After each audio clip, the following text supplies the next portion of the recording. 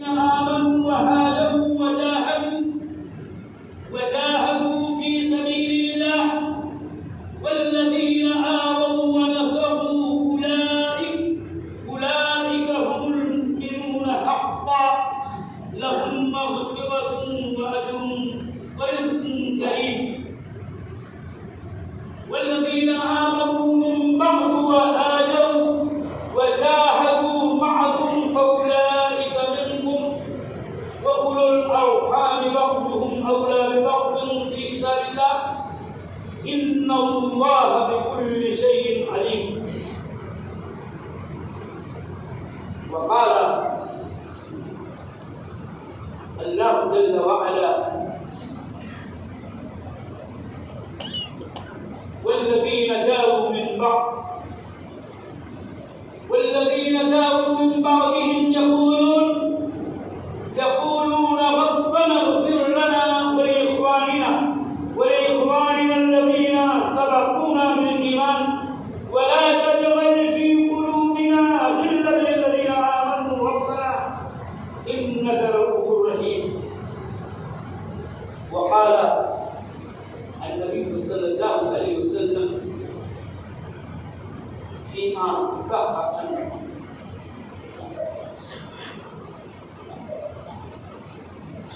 آية الإيمان حب الإنسان وآية النفاق بغض الإنسان. الحديث أخرجه الإمام مسلم رحمه الله في صحيحه. رب اشرح لي صدري ويسر لي أمري واحلل عقدة من لساني يفقهوا قولي. سبحانك لا علم لنا إلا ما علمتنا إنك أنت العليم الحكيم. اسلامی بھائیوں، تمام محترم حاضرین خطبہ جمعہ،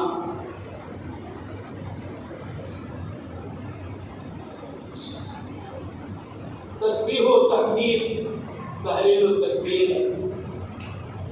اور تقدیس و تمجید کے سارے کلمات اللہ رب العزت والجلال کے لیے لائق ہونے کا صلاۃ اور سلام نازل ہو اللہ کے تمام چیدہ چنیدہ برگزیدہ انبیاء و رسول پر، خصوصاً نبی خاتم رسول رحمت احمد مصطفیٰ محمد مصطفیٰ صلی اللہ علیہ وآلہ وسلم.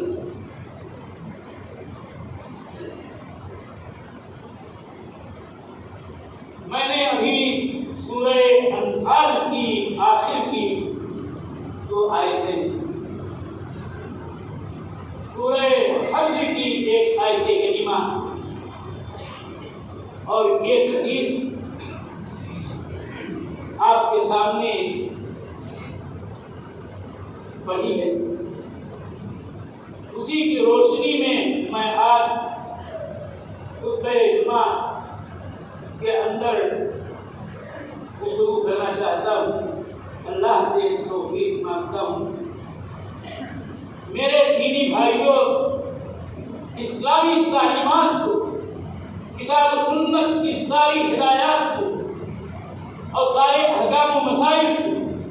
اگر آپ تقسیم کریں اجمالی طور پر تو ایک حصہ ایمانیات کہلاتا ہے، ایک عبادات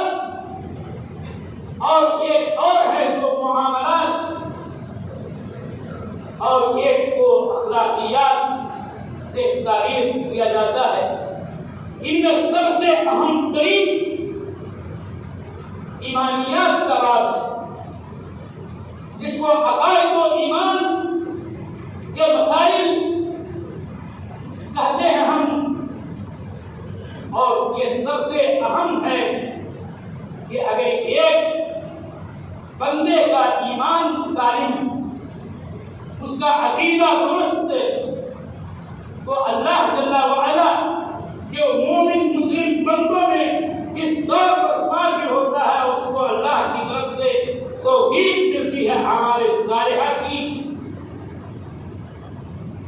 اور اسی لیے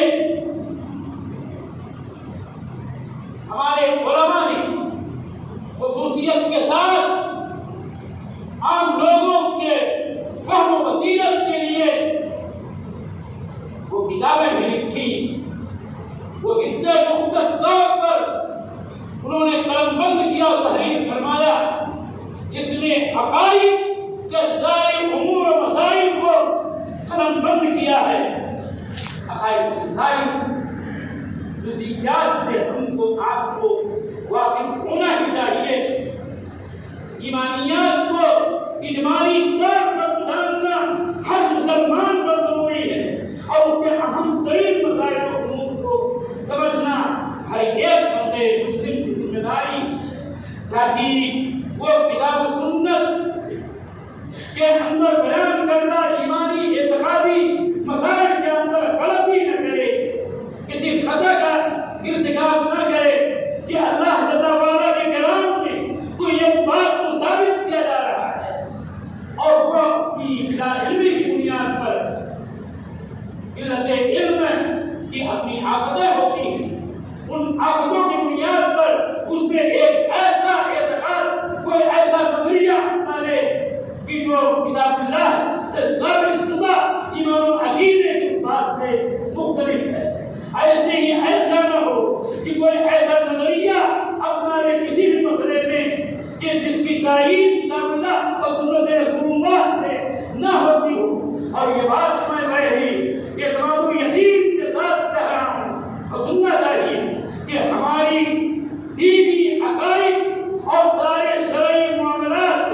چاہے عبادات ہوں, احکامات ہوں اور معاملات ہوں, اخلاقیات ہوں, سب کا مصدر کتاب و سنت دونوں کے دونوں ہیں. اور اس لیے عقیدے کو کتاب و سنت کی روشنی میں ہمیں اخذ کرنا چاہیے, لینا چاہیے, سیکھنا چاہیے اور اس کے تقاضوں کو پورا بھی کرنا چاہیے. اعتقادی امور کو بیان کرنے کے لیے میں نے کہا کہ بڑے بڑے علماء نے پرانے زمانے تابعین سے لے کر کے اور آج تک کے مسلم علماء نے اور بالخصوص عہد اولی کے علماء نے عقائد کی چھوٹی چھوٹی کتابیں جس کو ہم عقیدے کے رسائل اور اس کے متون کا نام لیتے ہیں, نام مختلف ہیں, ان میں عقائد کو ایسے قلم بند کیا کہ تاکہ ایک اسلامی عقیدے کی معرفت حاصل کرنے والے کے لیے, طالب علم ہو یا غیر, سب کے لیے آسانی ہوگی ہمیں کیا عقیدہ رکھنا چاہیے. عقائد میں سے ایک گوشے کا ذکر میں کرنا چاہتا ہوں کہ جس میں غفلت ہے اور غفلت نہیں بلکہ نہ جانے کتنی سرکشیاں اس سلسلے میں ہیں. عقائد کے ابواب میں سے ایک بات ہے کہ ہمارا اللہ کے رسول صلی اللہ علیہ وسلم کے اصحاب کرام رضوان اللہ علیہم اجمعین کے بارے میں کیا اعتقاد ہے اور کیا اعتقاد ہونا چاہیے اور کون سا عقیدہ اور کون سا نظریہ ان کے بارے میں کون سا موقف و کردار کے تعلق سے اپنانا لازم ہے, ضروری ہے, وہی کتاب و سنت کی روشنی میں. اور یہ بات میں بتانا چاہتا ہوں یہاں کہ یاد رکھیں کہ یہ صحابہ کے متعلق اعتقاد و نظریے کی بات یقیناً عقیدے کی بات ہے. اور اسی لیے تو امام ابو جعفر الطحاوی احمد بن محمد بن سلامہ ابو جعفر الطحاوی الحنفی متوفى 321 ہجری, ان کی ایک کتاب ہے وہ 300 کتاب ہے اور اس کا نام ہے عقیدۃ الطحاویہ. اس کی کئی شرحیں بھی ہیں. یہ عقیدے کی کتاب مختصر سی ہے مگر بہت ہی اہمیت کے حامل ہے. اس کے سر ورق پر جو عبارت لکھی ہے اس سے آپ اہمیت کا اندازہ کر سکتے ہیں کہ یہ عقیدے کی وہ کتاب ہے کہ اس کے اندر تحریر عقائد کے مسائل اور سارے امور ہیں. اس پر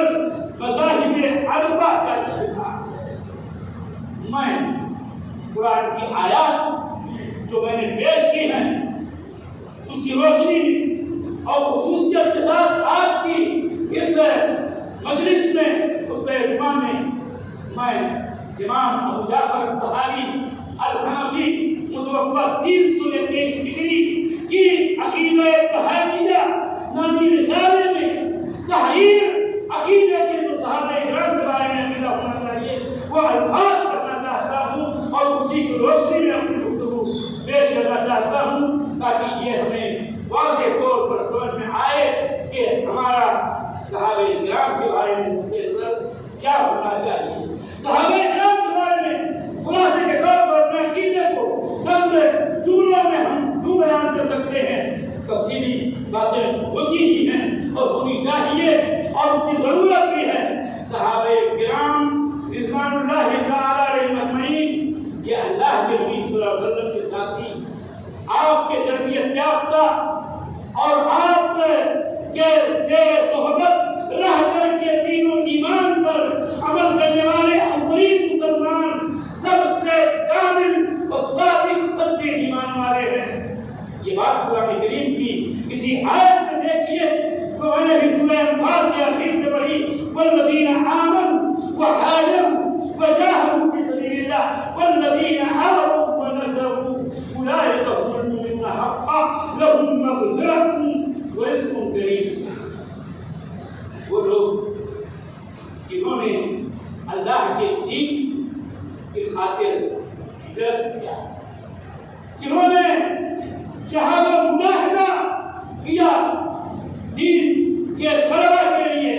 کلمۃ اللہ کی سربلندی کے لیے، اور اللہ کے راستے میں یہ کوششیں کرنے والے مہاجرین کہلاتے ہیں. اور وہ لوگ جنہوں نے مہاجرین کو ہجرت کے بعد اپنے دیار میں گھر میں ٹھکانہ دیا اور نصرت و تائید کی، حق کا یہ انصار. تو یہ مہاجرین و انصار سب کے ساتھ عمومی طور پر یہ بات آئی کہ سارے مہاجرین اور سارے انصار اولئک هم المؤمنون حقا، یہی وہ سچے اور پکے مومن ہیں. لہم مغفرۃ، ان کے لیے مغفرت ہے ان کے رب کی جانب سے، ورزق کریم اور بہترین کرامت والی روزی بھی ان کے لیے ہے. صحابہ کرام کے بارے میں اس آیت کریمہ کی روشنی میں ہمارا یہ عقیدہ ہے اور قطعی یہ عقیدہ ہونا چاہیے کہ صحابہ کرام سب سے زیادہ سچے پکے اور کامل ایمان والے لوگ ہیں. ان کے مطابق عقیدے کا یہ جملہ ہونا چاہیے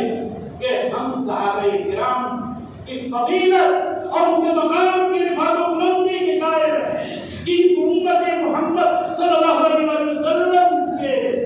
سب سے افضل ترین گروہ کے صحابہ کرام رضوان اللہ علیہم اجمعین. صحابہ کرام کے بارے میں ہمارے عقیدے کا خلاصہ یہ ہے کہ ہم ان سے محبت کرتے ہیں اور اس محبت کو جزو ایمان سمجھتے ہیں. صحابہ کرام کے بارے میں ہمارا عقیدہ یہ ہے کہ ان کو کسی بھی نوع سے مقبول کرنا، سب و ستم کرنا، ان کے اندر کوئی بھی عیب نکالنا، نہ وہ کام اور قد ہو عیب کی بات کرنا، یہ ایمان سے ہاتھ دھونے کے مترادف ہے. صحابہ کرام کے بارے میں ہمارا یہ عقیدہ ہے کہ یہ وہ نصیب جماعت ہے جن سے اللہ تعالیٰ والا راضی ہو چکا ہے، جس کو اس کی خوشنودی کی سرٹیفکیٹ مل چکی ہے، جو اسی اللہ رب العالمین نے عطا کی ہے. اس کے بارے میں یہ عقیدے کا ایک ملخص چند جملہ ہے اور تفصیل کے ساتھ باتیں اور بھی ہیں. صحابہ کرام افضل امت ہیں، ان کے درمیان خود باہم تفاوت بھی ہے کہ خلفائے اربعہ یہ سب سے افضل ہیں اور ان میں ابو بکر سب سے افضل، پھر عمر، پھر عثمان، پھر علی رضی اللہ تعالی عنہ اجمعین والجمیع الصحابہ. لیکن یہ محرم کا مہینہ ہے جو بار بار سال آتا ہے. کیا آپ کو اس بات کا علم ہے کہ اسی امت محمد صلی اللہ علیہ وسلم میں سے کچھ ایسے ہیں کہ جن کا رویہ، جن کا وتیرہ، جن کا طریق اور جن کا نظریہ اور عملی طور پر ان کا سلوک صحابہ کرام کے بارے میں اور ان میں سے ان کے بارے میں جن کے جنتی ہونے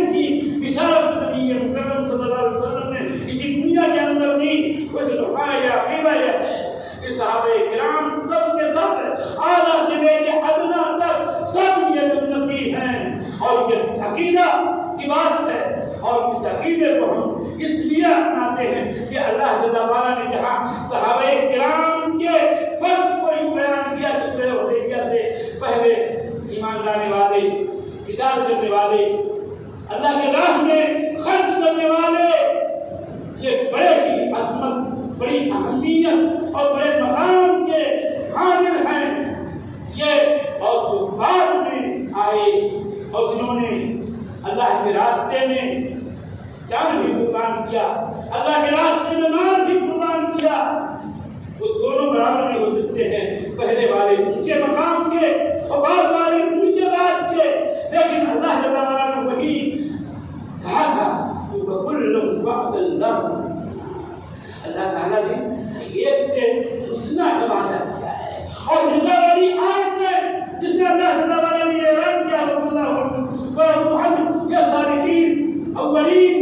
یہ مہاجرین میں سے، انصار میں سے اور بعد میں بھی آنے والے سب سے اللہ جل وعلا راضی ہو گیا ہے، وہ اللہ تعالیٰ سے راضی ہے، یہ رضا والی بات ہے، اور حسنہ کا وعدہ کرنے والی بات ہے، یہ حسنہ جنت کو کہا جاتا ہے۔ حسنہ کی تفسیر سے اماموں نے کئی ایک مفسرین نے تفسیر کی ساری کتاب میں آپ دیکھ سکتے ہیں، پا سکتے ہیں کہ جنت مراد ہے، اور اسی لیے اللہ جل وعلا نے تو فرمایا کہ وَكُلٌّ وَعْدَ اللَّهُ الْحُسْنَىٰ، اللہ جل وعلا نے حقیقت سے الحسنہ یعنی جنت اور جنت داخل کرنے کا وعدہ کیا ہے، اور اسی لیے علامہ ابن حزم کی طرف یہ لفظ صاحب نے کہا ہے، ہمارا یہ اعتقاد ہے کہ صحابہ کرام کی زبان یا اللہ جل وعلا کے فضل اور اس کی رحمت سے جنتی ہیں، لیکن ایک طرف یہ آیات ہیں اور احادیث نبویہ میں ان کے فضائل و مناقب کی حدیثیں بہت ساری ہیں، تو دوسری طرف کسی امت کا ایک گروہ کیسا ہے کہ اس نے نہ قرآن کو جانا، نہ مانا، نہ تسلیم کیا، نہ احادیث نبویہ کی عظمت و حرمت اور اس کی تقدیر کو سمجھا، اور نتیجہ یہ ہوا کہ صحابہ کرام میں سے بہتوں کو برا بھلا کرنے والے، اسی لیے میں نے کہا خود میں میرے یقین بھائیو، بات اپنی نہیں، بات یہ بہت بڑے عالم فاضل اور اولین عہد کے محدث فقیہ کی کتاب العقیدہ الطحاویہ سے امام طحاوی رحمہ اللہ کے الفاظ کو میں اب آپ کے سامنے پیش کر رہا ہوں، صحابہ کرام کے بارے میں بیان کیا، اور پھر اسی روشنی میں مخالفین کو، معاندین کو، کتاب سنت کی توہین کرنے والوں کو اور صحابہ کرام کی توہین کرنے والوں کے مقام کو خود آپ سمجھیں اور ہم کو سمجھنا ہی چاہیے۔ کہا امام جعفر الطحاوی نے کہ والمحب اصحاب رسول اللہ صلی اللہ علیہ وسلم، کتاب کھول کے دیکھنا کہ ہم صحابہ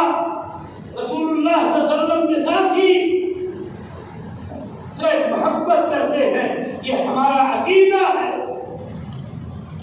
وَلَا نُفْرِطُ فِي حُبِّ أَحَدٍ مِّنْهُمْ، ہم محبت کرتے ہیں کتاب سنت کی روشنی میں، اجماع امت کی روشنی میں، فہم سلف کی روشنی میں، لیکن ہم ان میں سے کسی کی محبت میں تجاوز نہیں کرتے، غلو سے کام نہیں لیتے، افراط نہیں کیا کرتے، وَلَا نَتَبَرَّأُ مِنْ أَحَدٍ مِّنْهُمْ، البتہ وہ میرے اپنے ہیں، وہ ہمارے ہیں، ہم ان میں سے کسی سے لا تعلقی کا، برات کا اظہار نہیں کرتے ہیں، تبرہ بازی ہمارا شیوا نہیں ہے صحابہ کرام کے تعلق سے، اور یہ تبرہ جو اصل لفظ بن رہی ہے، اسی لفظ کو عام کیا اس طائفہ میں اسی مہینے کے اندر مجالس منعقد ہوتی ہے، صحابہ کرام سے اظہار لا تعلقی وقفات بیان کرنے کے لیے تبرہ کی مجلسیں قائم کی جاتی ہیں، اور یہ امام جعفر طحاوی حنفی رحمہ اللہ ہے، قال ولا نتبرأ من احد منهم، ان میں سے کسی سے ہم تعلق توڑتے نہیں، کسی سے برات کا اظہار نہیں کرتے، وہ ہمارے ہیں، ہم ان کے ہیں، وہ ہمارے محبوب ہیں، اور آگے یہ بھی کہا کہ البتہ ہم بغض رکھتے ہیں، عداوت رکھتے ہیں ایسے لوگوں سے تو صحابہ کرام کے منہ عداوت رکھتے ہیں، وَنُدْخِلُ مَن يُدْخِلُهُمْ، ہم ان سے بغض و عداوت رکھتے ہیں تو ان سے بغض رکھتے ہیں وَيَذْكُرُهُمْ بِخَيْرٍ وَبِغَيْرِ الْخَيْرِ يَذْكُرُهُمْ اور خیر کے علاوہ کسی بھی نوع کی ادنا شر اور برائی کے ساتھ ان کو ذکر کرتے ہیں. ہم ان سے بھی خوب زیادہ خدا رکھتے ہیں اللہ کے لیے, اللہ کی خاطر, اللہ کی محبت میں, اللہ کے دین کی محبت میں, اللہ کے رسول کی محبت میں ہم ایسے لوگوں سے بغض رکھتے ہیں تو صحابہ کرام سے بغض رکھتے ہیں اور ان میں ذکر کرتے ہیں تو برائی کے ساتھ کرتے ہیں. پھر اس کے بعد امام بخاری کے الفاظ دیکھیے وَلَا نَذْكُرُهُمْ إِلَّا الگ حق معاملہ ہے. ہم صحابہ کرام کا ذکر جب بھی آتے ہیں اور جب بھی ہم ان کو ذکر کرتے ہیں, یاد کرتے ہیں تو صرف اور صرف برائی کے ساتھ یاد کرتے ہیں. کیوں؟ حبهم دین وایمان واحسان وبغضهم کفر ونفاق والطغیان. کہ صحابہ کرام علامہ ابو جعفر طحاوی الحنفی شرح آثار کے مصنف رحمہ اللہ کے الفاظ بہت ہی عظیم شان کتاب سنت کا صحابہ کرام کے بارے میں اعتقاد کیا ہونا چاہیے اس کا نچوڑ رکھ دیا ہے اس عبارت کے اندر کہ حبهم دین و ایمان و احسان. صحابہ یہی دین, صحابہ کی محبت یہی ایمان ہے, صحابہ کی محبت یہی اخلاص و احسان ہے. یعنی جو اللہ تعالیٰ کے رسول صلی اللہ علیہ وسلم کے صحابہ کرام رضوان اللہ علیہم اجمعین سے محبت کرتا ہے وہی تو دین والا ہے. کیونکہ دین اور دین کا مصدر کتاب و سنت ہے اور اس کے سارے تقاضے اور اس کے سارے علماء سب کی روشنی میں ان سے محبت کرنا یہ دین کا حصہ ہے. صحابہ کرام کی محبت یہی ایمان ہے. اس لیے وہ ہمارے لیے مسلمان ہیں اور ہمارے ایمان کے لیے معیار ہے, ترازو ہے. اور یہ دلیل مطلب بات ہے کہ اللہ تعالیٰ نے کتاب میں کہا تھا کہ عام فقط اهتدوا. اے صحابہ کرام کی جماعت, رسول صلی اللہ علیہ وسلم پر ایمان لانے والوں, تمہارے جیسا یہ سارا یا جو بھی ایمان لے آئے تب ہدایت کا. اس کا مطلب یہ ہے کہ ایمان صحابہ ہمارے ایمان کے لیے ایک ترازو ہے, انسان ہے کہ جس پر ہم رکھ کر کے اپنے ایمان کو پرکھ سکتے ہیں. اور ایمان کی بات یہ بھی ہے, میں نے یہ حدیث مسلم کی پڑھی تھی کہ حب الانصار آئے انصار کی محبت ایمان کی نشانی اور انصار سے بغض یہ نفاق کی نشانی. جب بات انصار کی ہے اور خصوصی مسئلہ میں یہ بات آپ نے کہی اور جانتے سنے صبح کے آئے کہ اللہ تعالیٰ نے وہ ساتھوں اور مہاجرین والانصار والذین اتبعوہم میں سب کو سمیٹا ہے, مہاجرین کو مقدم رکھا ہے. جب انصار کی محبت یہ ایمان کا حصہ ہے, یقیناً مہاجرین کی محبت یقیناً قطعاً یہ ایمان کی علامت ہے اور ان سے بھی بغض یہ ہے کفر اور نفاق کی علامت ہے. اور کہا کہ یہ احسان ہے, اخلاص ہے. اس کا مطلب یہ ہے کہ صحیح معنوں اللہ جل وعلا کی رضا کوئی کے لیے دین پر عمل پیرا ہونا ہوتا ہے. اور اسلام کے مراتب میں سے اور دین کے مراتب میں سے ایک مرتبہ اور اعلیٰ مرتبہ احسان ہے کہ سارا عمل, سارا روز, سارا خیر, ظاہر باطن سب کچھ اللہ تعالیٰ کی رضا کے لیے ہو. تو صحیح معنوں میں اگر صحابہ کرام سے جو محبت رکھتا ہے وہی اللہ کی رضا کا طالب ہے اور وہی مخلص بندہ ہے. اور اسی لیے امام طحاوی نے کہا کہ ان کی محبت دین ہے, ایمان ہے, احسان یعنی اخلاص ہے. وَبُغْضُهُمْ كُفْرٌ وَنِفَاقٌ وَطُغْيَانٌ. اور ان سے بغض رکھنا, دشمنی کرنا, ان کے تئیں دل میں کسی نوع کا کینہ کپٹ رکھنا یہ نفاق ہے, کفر ہے, نفاق ہے اور سرکشی ہے. یقین جانیے کہ صحابہ کرام کو پورا کھڑا کرنے والا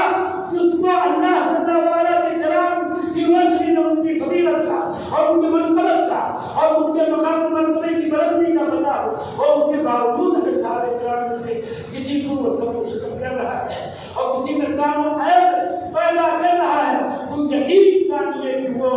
ایمان والا نہیں ہے بلکہ وہ کفر کے راستے اور یہ نفاق ہے حدیث کی روشنی میں صحابہ کے ساتھ علامت کا حکم رکھنا کہ نفاق کی علامت ہوتی ہے اور دنیا میں سرکشی ہے. اس سے بڑھ کے سرکشی کیا ہوگی کہ اولین گروہ ہے محمدیہ کو پورا کرنا کہ جنہوں نے کیا کیا قربانیاں دی, کیا کیا اذیتیں برداشت کی اور ہدایت بیت اللہ کے لیے کیا کچھ نہ قربان کیا. اگر انہیں کو کوئی برا بھلا کرتا ہے تو اس سے بڑھ کر سرکشی اور دین کی تعلیمات سے کتاب و سنت اور اس کے احکامات سے ہر سرکشی اور مخالف کرنے والی بات کیا ہو سکتی ہے. دین بھائیوں صحابہ کرام سے محبت رکھو اور جو نہیں محبت رکھتے ہیں ان کے ساتھ بغض اور عداوت کا معاملہ صلی اللہ کیا ہے میرا پیغام اس حدیث کی روشنی میں. کاش ہمارے عقائد یہی نہیں سارے عقائد کے امور معاملات کو جانتے سیکھتے پوچھتے کو پھر تباہیاں نہ ہوتی اور ان کی ہاں ہم ملاتے جو صحابہ کے دشمن صحابہ کو گالی گلوچ کرنے والے اور ان سے برات کا اظہار کرنے والے اور ان کو کافر نہ جانے کیا کہنے والے ان کے ساتھ ہمارا رشتہ محبت کا دوستی کا کا اس لیے ضرورت ہے کہ ہم اپنے دینی عقائد کو کتاب سنت کی روشنی سمجھیں اور حقیقت کو کام میں اللہ تعالیٰ تو اپنے آپ سے محبت کرنے کی, اپنے رسول سے محبت کرنے کی صلی اللہ علیہ وسلم, اپنی کتاب سے محبت کرنے کی اور رسول اکرم صلی اللہ علیہ وسلم کے صحابہ کرام سے محبت کی توفیق دے. صلی اللہ علیہ وسلم.